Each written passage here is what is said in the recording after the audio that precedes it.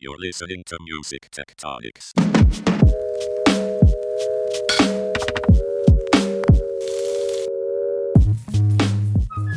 Welcome back to Music Tectonics, where we go beneath the surface of music and tech. I'm your host, Dimitri Vitsa. I'm also the founder and CEO of Rock, Paper, Scissors, the PR and marketing firm that specializes in music innovation. Data everywhere. I don't know about you, but I'm feeling buried in it, from passwords to terms and conditions to spreadsheets to financial statements. Anywhere you go today, it feels like we are drowning in data, and I don't think it's going to let up at all. And I'm hoping maybe today we'll get some tips on that, certainly for the music industry and from an artist perspective. Our guest is the founder and managing director of ReverbData, a brand new first-of-its-kind law firm and consultancy focused on data in the music industry. Coming out of law school during the financial crisis, he landed at a global law firm as the fields of privacy and cybersecurity law rose across industries. He worked on several of the major retailer credit card breaches of the early 2010s and defended the first ever Bitcoin-related regulatory enforcement action. Later, he spent 9 years as Universal Music Group's lead data lawyer, covering data-related issues across marketing and advertising, DSPs, metadata, royalties, cybersecurity, and all that. Now our guest runs ReverbData with the goal of helping artists, music tech companies, and labels navigate complex data issues. Welcome to the show, Andy Blair. Thank you, Dimitri. I'm really excited to be here. Great to have you here. It was great to have you at the Music Tectonics conference and speaking there and being involved with that. Super cool to have you throwing your hat into the ring there. But let's jump right in. Why did you start ReverbData? Yeah. Well, as you said, data is everywhere. And I think people get that generally. At the same time, people really struggle with what to do with it, what to do about it. You kind of alluded to that. And there's a legal aspect to that as well. And as I worked with artist lawyers and startup lawyers and others while at UMG, one of the things that jumped out at me is there's a gap in the market. Music lawyers as a group aren't very good at data. They're very good at what they do, but they struggle with data. And data lawyers struggle with the music industry. So, what we have is this gap in the market where, you've got artists and music tech startups who are trying to navigate this space, and kind of whichever direction they go, they're sort of falling.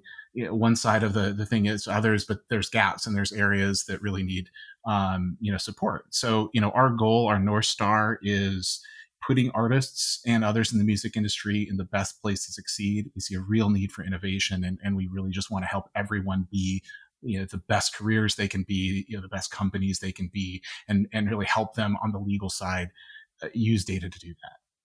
Yeah. So as I said in the lead into this, like, data is everywhere. We're kind of buried in it.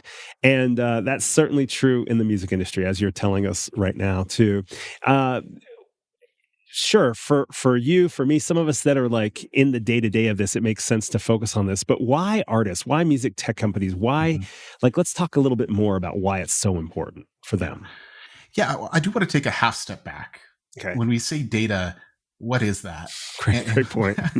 One of the things that I learned at UMG was, you got to make sure context is there, because even sophisticated people in sophisticated roles, if you come in and just start talking about data, you'll get halfway into the conversation and realize you're talking about two very different things. Right. So data for data's sake is just noise, right? So data is a representation of something. A fact, a measurement, something. So when we say that data is important, what we're really saying is the thing that data represents is important. Great and point. So on the artist side, that might be a recording or representation of who the rights holders are in a particular piece of content. It could be a representation of a point of consumption, a stream, a download, whatever it is. It can also be a way to communicate with a fan, a phone number, an email address. It could be a record that somebody purchased a ticket, at what level of ticket they bought, or merch, or whatever it is. So when we say that data is important, we're saying what data represents and the opportunities to run our business or run our artist career. That's the important thing. And I do think that's important because data is one of these terms that you say it a lot, but in many cases it's ambiguous to the point of being useless and sometimes even detrimental, right? So So it's really important, and it's really important, I think, for companies to lean into that. From the artist perspective, I really believe that after your copyrights, after your content itself, fan data is your most important asset. Right? It is the representation of the connection to your fans. These are the people that are supporting your career. Right? These are the people that are the reason you have a career. And the data that represents your connection with those people is incredibly valuable. So I really think from the artist side, because it represents your relationship with your fans, that it's an incredibly powerful asset. And on the music tech companies, it doesn't matter what you do. If you're in a distribution company, if you're a DSP, if you're, going back to the narwhals and the excellent, Dawn Audio company, synchronizing, DAWs across space and time, data is at the core of it, and how you use data will make a big difference in your valuation. I've seen a couple of times, in my career where, it didn't kill a deal, but someone coming in and saying, hey, we've got all this data, we think our valuation is X, and you get into it and it turns out the source of that data wasn't clean, or you didn't get the right permissions, or there's something about it. It can and will, impact exit scenarios, and so as a music tech company, being really smart and strategic about where your data is coming from, what you're using it for, all those sorts of things is really important. And so, again, that's because underneath, the thing that data represents is really important. Right. And so what I'm hearing from you, and by the way, thanks for the shout out of Dawn Audio. They were the winners. For anyone who didn't catch this, they were the winners of our Swimming with Narwhals Music Tectonic Startup Competition. And that's why. Really Andy, impressive product. Yeah. Yeah, cool. Awesome. But so just to pull out a little bit of what I heard from you when you were talking about, like, it's not just the data, like who cares about data, but it's what it represents. The things that I heard you say that it represents, some of it has to do with attribution. Who wrote this song? Who performed this song? Who recorded this song? Some of it has to do with monetization. How many streams did you get? How much are you supposed to get paid for that? How much of that got reported to the right places? How did the splits get reported? All that kind of stuff. And you kind of inferred a little bit about metadata. So, the kinds of fan discovery things that can happen as a result of not only attribution, but linkages, data linkages between artists and songwriters and songs and albums and labels and all that kind of stuff. But then the other big category you said was fan data. And so then I'm thinking, email addresses, SMS, or even demographics or geographics, where people are listening and how they're listening. So are those kind of the big categories you're thinking when you say I want data to be specific? Yeah. I think the way I think about it is three main categories, and there's a bit of a sub on one of them. You've got rights data, and that's going to be the metadata that you talked about, how you figure out splits, who wrote what, and that's still, I think, a thorny area because data quality is always going to be an issue in the industry. The second is consumption data. So it's like stream reporting data, chart metric kind of stuff. So that's the sort of the consumption of the content category, and that's really has its own ecosystem built up around it. The third being, as you said, fan data. And I do kind of split out direct marketing data, email addresses, and SMS numbers, that sort of thing, from the fan behavior, ticket purchases, those sorts of things, just because there's some nuances to it. But really, three big categories. It's the metadata, consumption data, and fan data is how I think about it. Awesome. So let's get into this. What are your top data tips for artists and their teams? Yeah. So I'm going to stick in the fan data area here a little bit more deeply. And what I would say that is there are three things that you need in place to effectively use fan data. And I think of it as a three-legged stool. You've got to have technology, people, and data. If the technology is the platform on which the data sits, it's got to be able to do something with data. You also have to have people, that know, we've mentioned this several times, how much data is out there and how complicated it can be. If you don't have people who understand how to pull out the signal from the noise and figure out where the value is and make use of the data, it's not going to end up being valuable to you. And the third is the data itself. And those three things, I think, are critical to have all of them in place if you're going to make valuable use of fan data.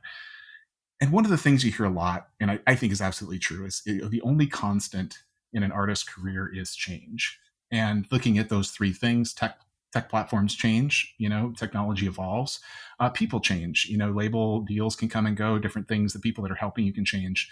The data is the piece of it that's really important to keep as consistent as possible. And the only way legally for you to make sure that you are carrying through the data that represents the relationship with your fans through all of this change is to have legal control over that data. And notice that I'm using the word control and not own. You hear people talk about owning data as a thing, but data's not property. You've got this idea of IP, copyrights, patents, trademarks. There's a statutory construct around owning those things. There is no property law around data. You do see people sort of license it and those sorts of things. You see it in contracts and stuff, but there's no statutory construct behind that provides a framework for owning data. But what fan data is data about people. And there is a statutory framework that is very impactful about how you use data about people, and that's privacy law.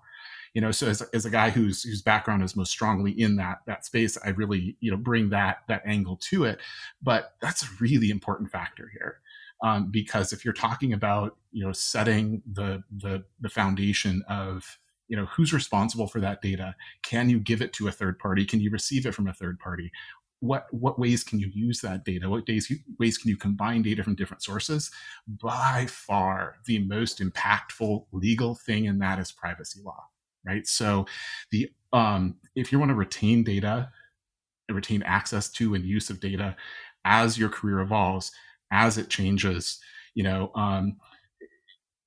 you want to make sure what your data is used for. You have partners that, whether they be tech platforms or labels, whoever, the only way to have the right to know what people are using data, are they training AIs, machine learning models, customer lifetime value models, purchase percent, all these things are people are pointing to as value driving. The only way to have a say in how that data is used is to have legal control over that data, right? So how do you do that? So the long way to get to the actual tip here. So, there's a lot to it. It's complicated. There's a reason people like me have careers. What I would say is the basic step one foundational thing is privacy policy. It sounds basic, but a privacy policy in the privacy law world is the declaration of who is responsible for that data. It's the closest thing you're going to have to a declaration of ownership. So if you're an artist, if the privacy policy on the site or merch store or campaign site or link in bio thing, whatever it is, if the privacy policy on the page where the data is collected is not yours, it's not your data. And it's a hard thing for our industry, going back to sort of why ReverbData exists. This is a hard thing because think about if you're a startup or you're an artist who's a DIY indie artist, well, how do I get a privacy policy? I call my lawyer and there's like, sure, for $1,500, I'll get you a privacy policy. Here's this piece of paper.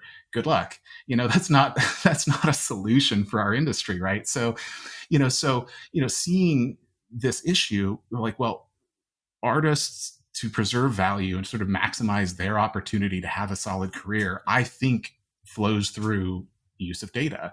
And so, one of the things at ReverbData we're really prioritizing is trying to help solve that.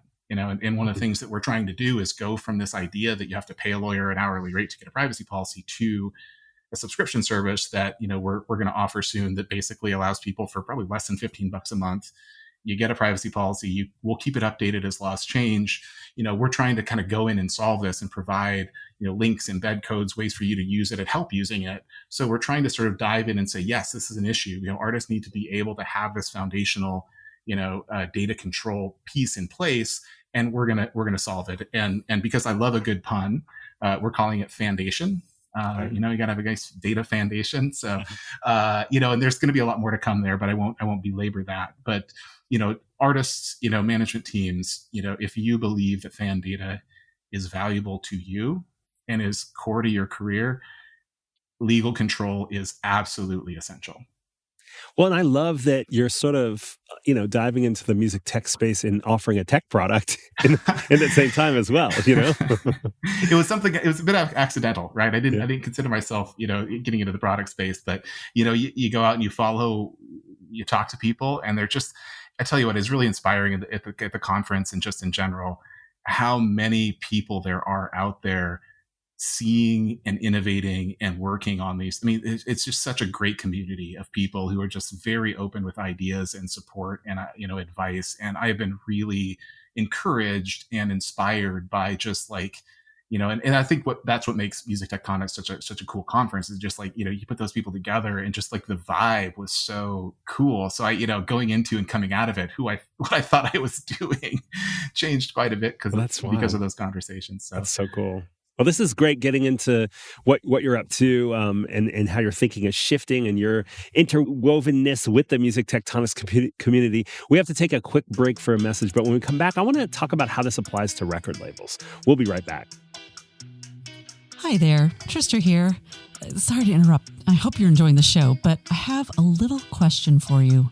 What do you want to hear next?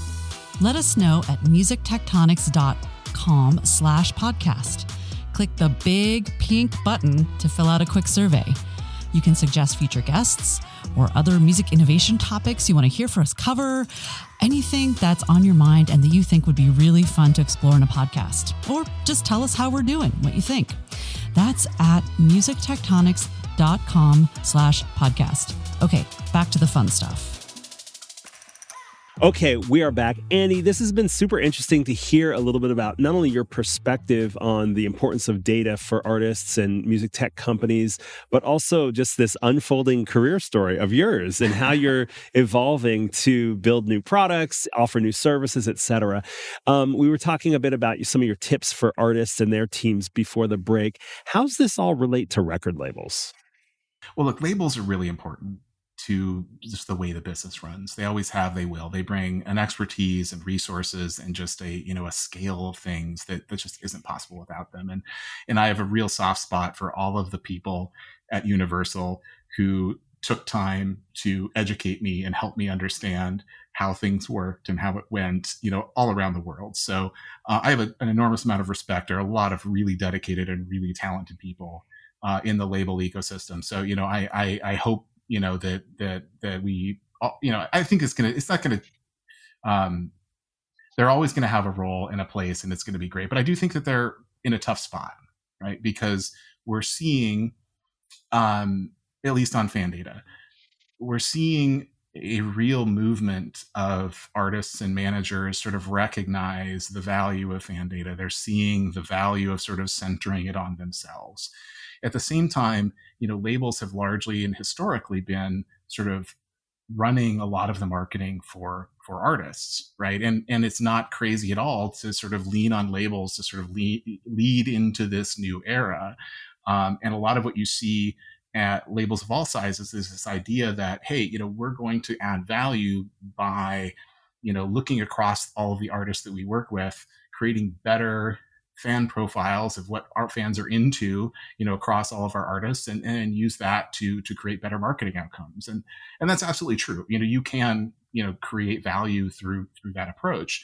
There's a but there, and that but is coming back to privacy law, because in order to combine fan data across artists, you have to have legal control of that data.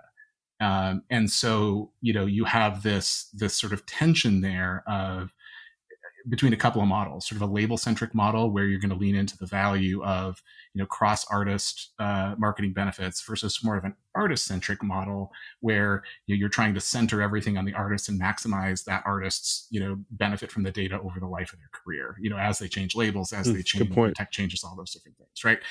So, I think it's going to be tough with kind of the direction you're seeing, and this is labels of all sizes, by the way. So it's not just majors.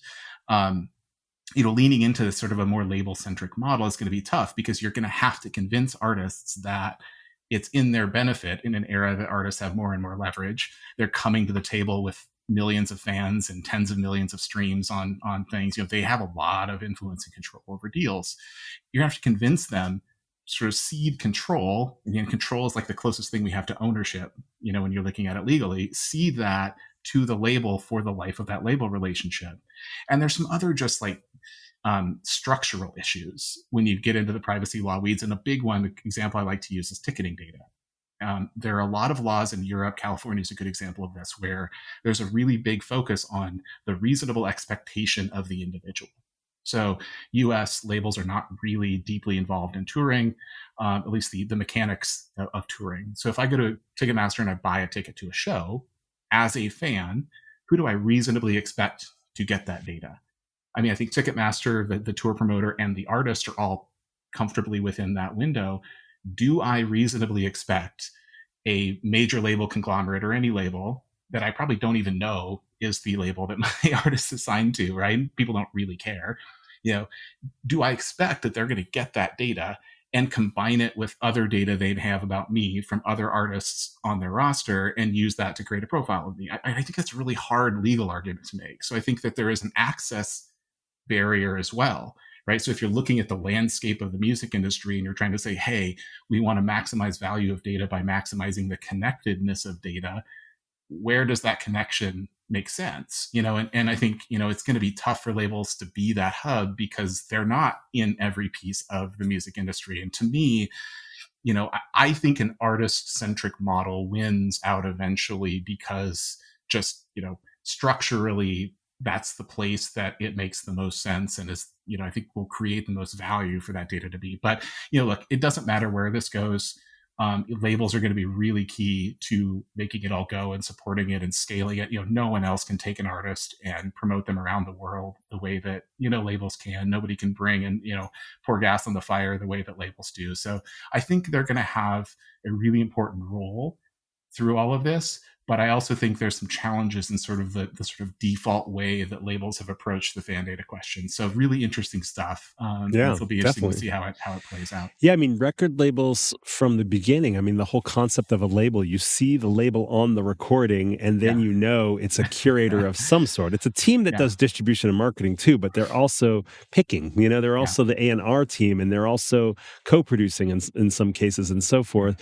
It'll be interesting to see how that concept of this curation role continues to play out in this increasingly fragmented listening world, It's a really good point. And in talking to managers and talking to, just people over the past few months, one of the things that really comes up is that there's whether it's true or not, or whether the labels would agree with it or not, there is a perception that labels are no longer in the business of artist development, right? They're I think it's somebody said once, they're in the business of pouring gas on the fire and really amplifying and accelerating moments. And there are managers that are really frustrated that sort of they're being asked to create viral moments that will then be amplified by their label partners, but more and more is being put on the managers. So, you're right. It is really interesting, and I think all of the restructuring at the labels has put a stress on the resources. Right? How is a frontline label team with 20% fewer people going to support the same size roster and increasingly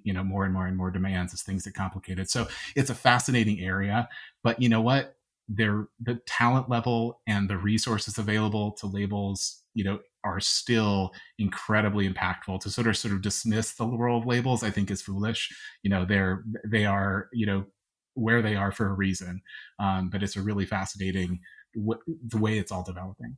Let's bring it back to some music tech company focus a little bit here, just because a lot of our listening audience is in that world. Where do you see the biggest data opportunities for startups in this world?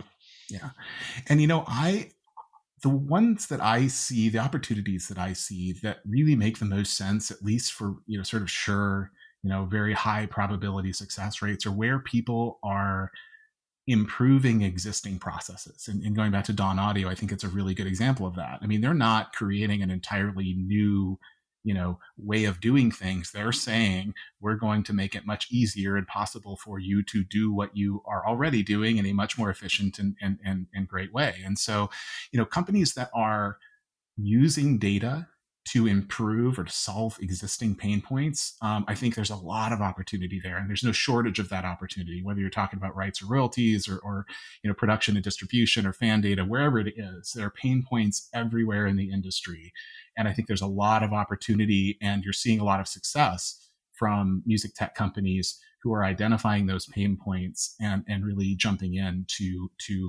to solve those. I think there's opportunity too for companies who are really thoughtful about and strategic about how they're approaching things. We have seen over the past, 5 to 7 years, a couple of companies that struggled a bit, for example, because they would go and get a ton of momentum going straight to artists, getting buy-in from bigger artists, especially major label artists, and they'd kind of run out of their free runway and they'd say, okay, we actually have to start charging for this product. And they go to the artists on their platform and say, okay, here's how much it's going to cost. And they say, okay, go talk to my label. And the business development on the label side wasn't as strong as it was on the artist side. And so using data and connections to build the understanding of how it all works, and understanding that your strategy may lead to a place where you need to have X and Y players on board, and it could be a little bit illusory if you're kind of making a lot of progress in one area, and then the actual people who are going to support my product are someone else. So there's again, I think there's a ton of opportunity. The companies that I see right now that are really doing a lot of really interesting things, the most interesting things are along that sort of solving pain points. But it's such a big space right now, and there's so much really interesting work going on. I think the opportunity is really, there's opportunity everywhere. Cool. Well, I want to continue widening out because we kind of started with you. Now we've learned a little bit about what you do, and also, applied some of this data thinking to artists, labels, music tech companies. But when you widen out to society as a whole, we're all faced with so much incoming data. So there's this larger context I want to talk about. I'm curious, given that you're in this day to day and you have been working at Universal first and now with the work you're doing now, what's your philosophy for how we as a society will be able to keep ingesting so many data points, how we'll manage it, and how we'll make the best decisions and take action based on all this? And I ask that because if you are focused on artists, artists are just like the rest of us, and in all of our roles, with whether in the industry, outside of the industry, we're all faced with this. And I just want to get a little bit of a better sense of where do we go with all this? Yeah. It's a great question. And I think the real answer is it's too much, and there isn't a good way to sort through it all. And, social media is a really good place to sort of highlight that. We're in an era where there's too many voices, there's too much information bombarding us. And the result of that is it's impossible to know what information to trust, and we've seen the erosion of sort of trusted news sources, and people have different views on whether that's a good or bad thing. But it has led to a real increase in just easily factually disprovable disinformation, but it spreads and it's all the way out there, all over the place. So, people are going to have to, our societies are going to have to develop, a little bit of an immunity to it, figure out how to reset and focus on the information that they do trust, narrow their areas of focus, and instead of trying to take all that information in, instead of trying to attempt to drink from that fire hose, find the information that, find the sources of information, the data points that really are meaningful and that you trust, and work off those. And, going back to the social media space, I'm actually encouraged to some extent by, for example, the emergence of the Blue Sky platform, which I'm a big fan of. They have a lot of self-moderation tools, like fancy that you can actually control yourself, whether you see hateful stuff and different things, they're doing some really interesting things. And we've seen a real increase in people sort of moving over there, and it's just a different vibe when you're on that platform. So you're seeing some encouraging things, but it's really hard. Human beings aren't built for what we're seeing right now. And I will say too, I don't think AI, at least in its current form, is the answer. It has a lot of potential, but the solutions we're seeing out there are a bit gimmicky, to me, in this sort of filtering data context. And, I think when you lift up the covers, it's the cynical me is saying it's built by the same people with the same incentives that gave us the social media platforms we have. And so why would we trust these people to create AI solutions that are any better? So, but you know what? Life is cycles. Zoom out, big picture, over the course of years and decades, our existence in our society is cycles. And I'm really optimistic and hopeful that, my daughter's generation, in having to deal with this stuff from a young age, will, develop that immunity. They'll develop ways and strategies to kind of filter the noise from the signal, and figure that out, because there's no obvious solutions to it for me other than just refocusing and zooming in a little bit to what those few things that you really are important to what you're doing on a day-to-day basis, and try to ignoring as much of the rest as you can. Yeah. It's funny. You spend years trying to take society's blinders off so that you can kind of see your full potential. Don't get told by others which direction. And then you're like, wait, actually, I think I'm going to put some blinders back on as well. So, this is helpful to go wide as well, to put it in context. And I want to go into the future as well, but we've got to take one more break for an announcement. When we come back, let's talk about what's coming next. We'll be right back. If you're enjoying this podcast, you really need to come hang out with us. How can that happen? Well, it's very simple. Seismic Activity, which is our Music Tectonics free online event series. About once a month, we convene the music tech community for networking, discussions, and demos by innovators and inventors. So come join us and tune into the tremors that are about to be major shakeups in the industry. See our upcoming topics on the schedule and register for our next event at musictectonics.com. Now, these aren't your usual sleepy webinars. I mean, would you expect that from us? No, of course. Seismic Activity is fun, fast-paced, and interactive. Anyone who works where music and tech meet is welcome. See you soon. Okay, we're back. Andy, I'm curious, what do you think will change in music as it relates to this data lens that you've sort of presented to us in, say, the next 3 years? What's coming? Yeah, I really believe in the decentralization and like the opportunities and accessibility of all parts of what's going on in music right now. Whether it be distribution or music production or the fan data side of things, the energy and the optimism that I see in the innovation community around music is incredible. You see economies more widely in our country, more widely, not a whole lot of optimism, I think, in a lot of corners. A lot of people just feel a little bit worn down, is what's working, is economic stress, inflation stress, all these things. But when you get a room of music tech people together, there is so much optimism and so many people coming with interesting ideas and real issues that they're trying to solve. And I think that a lot of it will be, giving artists and independent labels and, other companies in the space tools that can really lead to innovative business models, innovative ways to create alternatives to streaming. And so this decentralized idea, and this sort of artist-centric model, I think will absolutely take root. There's a lot of uncertainty, a lot of froth, and a lot of sort of, lack of clarity, I think, right now. And if you're a manager or somebody trying to navigate, it's hard to know which way to go. But we're going to coalesce, right?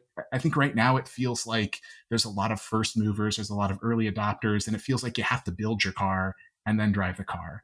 But we'll develop norms, we will see some consolidation around business processes and ways of doing things. And I think 3 years from now, we'll have our roads, and you're not going to have to build your car. You're just going to have to know how to drive the car, and there'll be help with that. So I really think we're going to be at a place 3 years from now that you're going to see opportunities, not just to make music, but to run a career for artists that are sustainable for artists at a level that allows them to make livings off their career in ways that we just haven't seen. And so I am very bullish and very optimistic that AI is not going to replace music. You're going to see a wave of creation and, ways that people are accessing music that are just really interesting. And it kind of comes back to your, the debate at the end of the conference, the lean in versus lean back, thing. I think we will see both of those. And if you look at the areas people compare it to, gaming and others, there are people who love to jump in and play Fortnite, and there are people that like to watch Fortnite. And sometimes those people like to do those two different things at two different times or two different social environments or whatever it is. And so I think we're going to see all this stuff evolve, but we're going to come out of that 3 years from now with a really interesting music industry and a really wide array of opportunities for artists to make livings and create really interesting and really creative music. And I'm really excited about it. I couldn't be more optimistic about where the industry is going. Andy, you're making me feel hopeful, and it's just what I needed today. So I do appreciate that. I mean, I think you're right. Like we've been focused at Music Tectonics and at Rock Paper Scissors. We've been very focused on kind of this convergence of the creation and the listening side. To bring back the Mark Mulligan Tatiana Sirasano debate that you mentioned, of sort of like these two things are converging, and I'm so curious how record labels are going to respond. I had a conversation with a record label not too long ago where I was talking about this, and I said people are making music the way bloggers were blogging or tweeters were tweeting, that they weren't trying to monetize anything. They were just trying to create a thing. And they were like, why? And I was like, wait, what do you mean why? Because that's what people do. And it made me wonder, well, what are record labels going to think or do or whatever? But what makes me hopeful about what you're saying is, yes, there's all this creativity happening. There's these, the Band Labs of the world and the Audio Max where people are uploading their content directly and so forth. But the rails are kind of missing, like I think those companies are starting to build rails to the rest of the traditional monetization industry, if we want to call it that, because it's almost like you don't talk about the recording industry anymore because they're recording as they go. There's not like a separate process. You're writing and recording at the same exact time, just like you make a video on TikTok. And music the tools are coming into play where anybody can be that creative and have that kind of real-time creation in recorded music. But I love this vision that the rails are getting built in such a way that artists won't have to work. I mean, they're going to have to work hard, obviously, but they don't have to like get somebody's permission in a way. They don't have to like jump through as many sort of human gatekeeper component to actually say, I'm going to build my fan base regardless of what size it is. I'm going to keep I'm going to get access to data regardless of what size the artist is. I'm going to promote, I'm going to build communities in unexpected places, etc. So you're making me hopeful.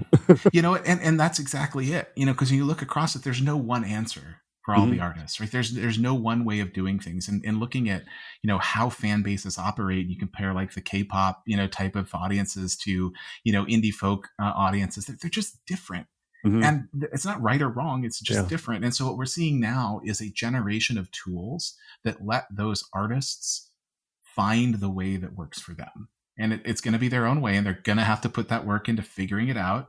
They're going to have to figure out how do I do this? What's my pace of content? What kind of content? What types of things are my fan bases interested in? What are they willing to, pay for, or whatever it is? But the tools have never existed to really support that as a sort of career sustaining business model. And they're coming. Many of them are here in their early stages. And I think it's just the opportunities to find the model that works for you as an artist is coming. And so, I really think that it's a powerful thing, and that we're all figuring it out, but that's what's beautiful and messy and crazy about it. Yeah, cool. All right, we're getting close to the end here, but there's a couple things we sometimes do here to help us expand our network. And so I have a question. Who's one thought leader you follow and want to share with our audience? Yeah. So I saw in LA just before the Music Tectonics conference at the Music Managers Forum, Tony Alexander, who's the president of Made in Memphis. So they have a studio at a publishing house and recording house. They have created a program called adaptive music. So there's this idea that artists need to treat their career like a startup or like a business or whatever, which is great. And I agree with it. But how in the world do we expect 18 to 21-year-olds who are, creatives to have the skills and the ability to run a competent business? I mean, this isn't going to get they're amazing people, amazing talents, but we're putting a lot on them when we say, hey, go treat this as a startup, go run. So what adaptive music is it's a framework to help people develop the skills to do that, right? So they're saying, yeah, we believe that, and we're going to do something about it. So they've created this amazing program that it's very structured. There's a vetting process. If you're not in it to put the work there, they don't want you in it. But they're going to do a readiness audit. They're going to, help you build out an operational plan. It's a really, really cool model. And I hope I think we're going to start seeing some real success stories out of it, sooner than later. And I hope the model takes off because they're just doing a really interesting thing. And to hear Tony talk about it was really cool.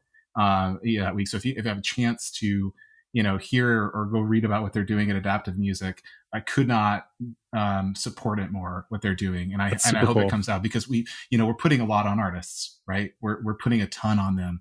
We gotta give them the tools that can put them in the position to be successful, with those expectations, and that's what they're doing. So Hey, and super cool. that's cool, and happy to have that. Shout out to the Music Managers Forum, who we partnered with this year. 100 of our attendees were able to attend that as part of their badge to Tectonics, and that was a super cool event. Nice, a different flavor, but a chance for some of the music tech related innovators to go in there and have a chance to meet with managers and other folks in that part of the business, and do it at the Spotify offices in LA. That's a great recommendation. Nobody's mentioned him on the show before. Okay, one last question for you.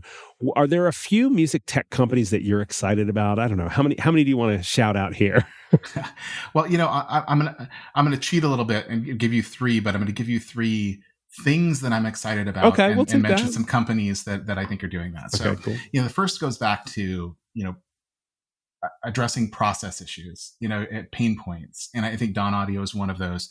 But there are a couple others that are in the fan data space looking at, they're not just giving you a tool. They're helping the use of that tool, really leaning into playbooks and automating processes and making it easier to use the data, not just here's access to the data. And SymphonyOS is one of So there's also another really early stage one called Naviro that's really leaning into that idea on the sort of online advertising audience side of it. So I think there are two examples. I think there are others, lots of others that are around that, but really leaning into the idea of making it easier for overworked managers who aren't deeply experienced marketing professionals use marketing tools. So that's a really good concept. The second one is, Sherry, who mentioned something on our panel that I think is a really apt point, which is decentralization and fragmentation is one of the things we point to as one of the challenges. There's data everywhere. It's not connected. And so there's a little bit of irony in saying, hey, I want to solve the fragmentation problem by adding another platform to the landscape, right? So, for companies that are doing that, one of the challenges and headwinds they're going to have, is how do you get people to add your separate platform to their diet, right? And so being able to integrate and connect to all the other tools out there, I think is a really important thing. And I swear Dimitri is not paying me to do this, but another shout out to a Swimming with Narwhals finalist. I think Unhurd is doing some really interesting things around that, seeing their demo and seeing what they're doing. They have a lot of integrations to other platforms and other things that kind of recognize, hey, we're not going to be your entire world. We're going to make it as easy as possible for you to use the other tools you're already using in connection with our platform. So that's a really cool feature that I want to shout out as being something that's impressive. And the final one, I think, is a little bit different take. Actually don't even know if I've categorized them as music tech, but I'm going to anyway, which is Firebird Music. And they're a company that, was founded by a KKR partner, left KKR, and a former president of Ticketmaster got together. So they're investing in management companies. They looked at the landscape and said, hey, where are the nexus points for all of the data that's out there? They saw the gap and the value of having data be decentralized in all these different places, and saw the value in connecting that. And so they're investing in management companies and building infrastructure on the back end of it. So to go back to the triad that I mentioned earlier, data, tech, people, they brought together a really talented group led by Adam Hussein, who was on my panel at Music Tech, to lead the development of data tools and provide some expertise in the people side of things to put the management companies and the artists they support in a position to make better use of data to bring it across. So it's a different model. I mean, people haven't really looked at the management company as the as the nexus for this to really put the tech and put the people behind them and really invest in that. And so it's a new thing. It's a really interesting thing, and done well, I think it could be really disruptive. But it'll just be really fascinating to see where that goes, because it's just a really different take on how to approach the industry, and a recognition that no management company is going to be able to deal with all this themselves, even the big ones. And so, providing that investment and providing that support and on the tech side of it, and enabling them to generate value off of all of this data is really interesting, and I think astute. Wow, Andy, I feel almost like this episode could have been in a whole year of programming for the Music Tectonics podcast. You clearly have done your homework. Your background in all of this on the label side, on the data side, and now showing your broad knowledge of the music tech side of things is super impressive and makes you for a great guest on the show. This has been a blast. Andy Blair, ReverbData, thanks so much for joining me. The pleasure is entirely mine, Dimitri. Thank you very much. Thanks for listening to Music Tectonics. If you like what you hear, please subscribe on your favorite podcast app. We have new episodes for you every week. Did you know we do free monthly online events that you, our lovely podcast listeners, can join? Find out more at musictectonics.com. And while you're there, look for the latest about our annual conference and sign up for our newsletter to get updates. Everything we do explores the seismic shifts that shake up music and technology, the way the Earth's tectonic plates cause quakes and make mountains. Connect with Music Tectonics on Twitter, Instagram, and LinkedIn. That's my favorite platform. Connect with me, Dimitri Vitsa, if you can spell it. We'll be back again next week, if not sooner.